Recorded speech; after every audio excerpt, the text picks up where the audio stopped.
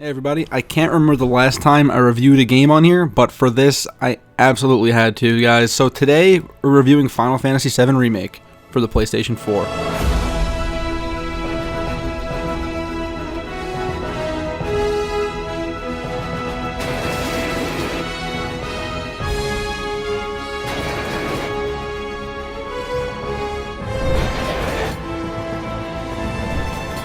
Final Fantasy VII Remake is a game we've been waiting years for, ever since that original tech demo for the PS3, and again after the initial reveal at E3 2015 made us all lose our minds.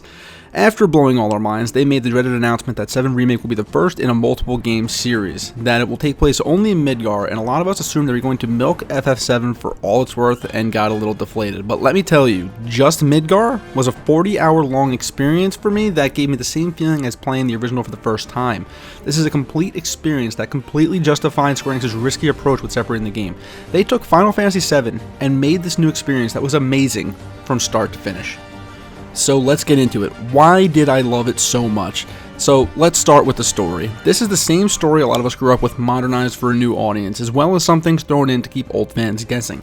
At its core, it's a story of a ragtag group trying to save the world from a massive corporation who's sucking the lifeblood of the planet to use as a power source. This is a spoiler-free review, so that's as far as I can go because yes, there are new things to spoil. While the most important moments in the game remain the same, there's so much new that this world feels so much more alive. These characters feel so much more like people, and even characters that were minor in the original game are now given major roles. But to keep from going into spoiler territory, every change they made expanded the story in a positive way, and by the end of it, the feeling hit me that Square Enix knew exactly what they were doing with this kind of focus and direction, and I'm genuinely excited now for what's to come. I also want to give serious props to the voice acting. These characters feel more real and alive than ever. I love the banter between characters, between major cutscenes, and caught myself laughing out loud at some of the things they say to each other. The voice acting was top-notch all around and sets a new standard for Square Enix games and is by far the best acting in a Final Fantasy game. Like a lot of people, I was wary of new VAs taking over after the Advent Children cast did what I thought was a fine job, but I quickly found myself preferring the new voices quite a bit. The only one I say I will miss is George Newbern as Sephiroth. Tyler Hoechlin, does a fine job, but I do believe Newbern was the perfect Sephiroth, and he will be missed. But that said, it's still fantastic all around. But sadly, that's as much as I can talk about the story, because I really want to talk spoilers, but I'll hold off on that until another video. If you want to see me talk spoilers, once the YouTube playthrough is over, I will be making a video doing just that. So, moving on to the gameplay.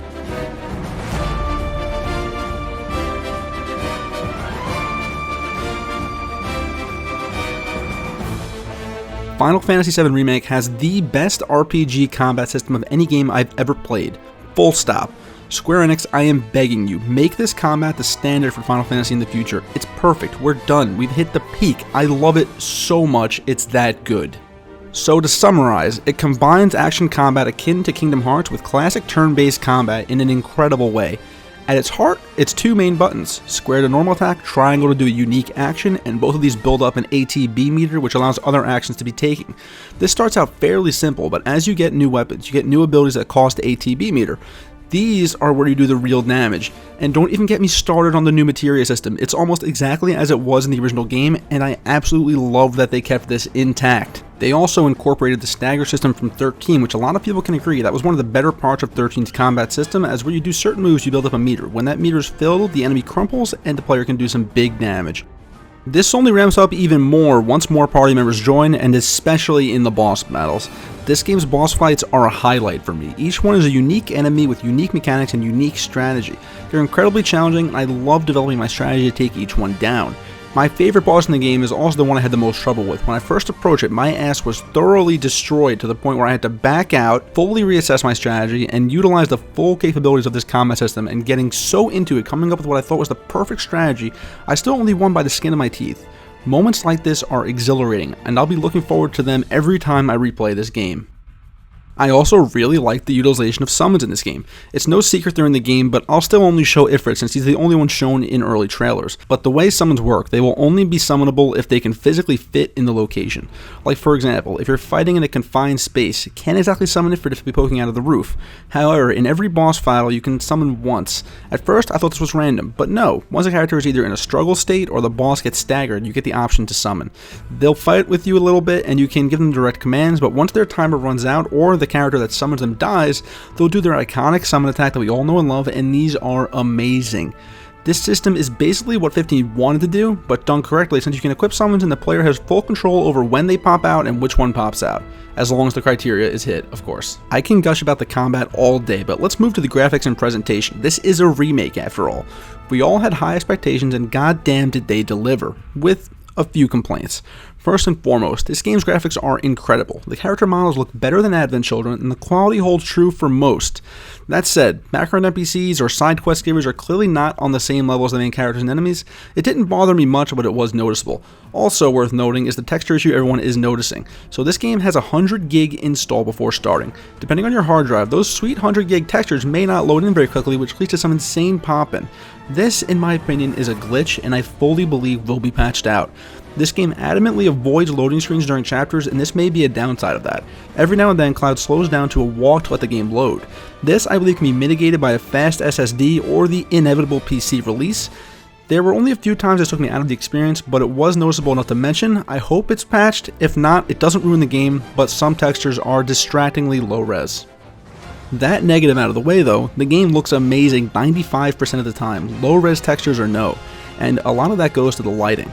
The lighting in this game is incredible. It gives Remake an atmosphere reminiscent of the original, but unique all its own.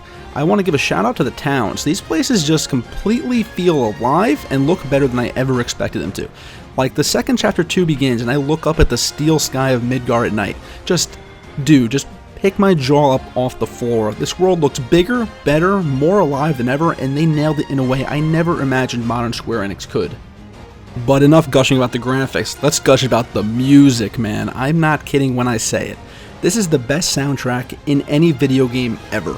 Between the remixes, completely new songs, and multiple remixes of the battle and boss themes, this soundtrack consistently floored me, and I don't know what else to say. It's incredible. I'm sure I've been pumping some variation of the battle theme during this video. Enjoy it, it's incredible, and it consistently one-ups itself, and just when I think I've heard everything, an amazing new song kicks in, and I'm wowed all over again. I will be listening to the soundtrack for years to come. The last thing I really want to talk about is the linearity. I've seen people based on the demo and early chapters that it's Final Fantasy XIII all over again. Now guys, let's have a discussion about this. 7 Remake is linear. Absolutely, it is a straightforward beginning, middle, and end. But they do it in the correct way to tell a linear story, but also give you quite a bit of open world exploration. It basically works like this: insane story-driven linear chapters, then slow open world chapter, and then repeat. Basically, you get these bombastic, incredible chapters with all these moments, then followed by a slower moment in this large open world section filled to the brim with side quests. The side quests are fine, much more well done than 15's were, and I feel they add quite a bit to the world. They're worth doing, but as with anything, they're completely optional, but my suggestion, do all of Chadley's requests, you will not regret it one bit. Now, I've been heaping praise after praise on this game, but no game is perfect. The graphical issue I mentioned before can be distracting, and 1 or 2 dungeons overstayed their welcome. This can be looked on as padding, but I still had fun with them and they were mostly unique. Only one part near the end revisited what was arguably the worst dungeon in the game, but in the end it ended up feeling different enough to not really bother me, but it is still worth mentioning. It might feel a little padded to you. Nothing was anywhere near as frustrating as some classic RPG final dungeons could be though, and the other thing to say is go into this with an open mind. We all assumed there would be some story changes at least we all should have assumed that, but some will expect a one-to-one remake, and I can see them being disappointed with some of the additions. That's all I'll say on that matter though. We'll talk more about spoilers in a future video, but in case it wasn't obvious, I loved this game. Final Fantasy VII Remake, a reimagining of one of my favorite games ever created, succeeded in fully immersing me in this world that I could only ever imagine as a kid. I got to know these characters I grew up with better than ever and loved them all over again. I got to enjoy the best combat system in any JRPG that was so fun. 40 hours later, I'm still not anywhere close to tired of it. They gave me everything I wanted and more out of this game, and I cannot recommend it enough to the Final Fantasy fan, the Final Fantasy VII fan, the newcomer, anyone really. My only complaints about this game is things that I truly believe will be patched out or fixed in a PC release, so I can't let it affect my personal score. This game is a 10 out of 10 for me. Not a single game this generation has given me this feeling like when I was a kid experiencing the original for the first time.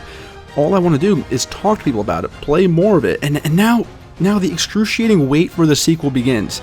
This is easily my game of the generation, and I'm ready to fire it up one more time.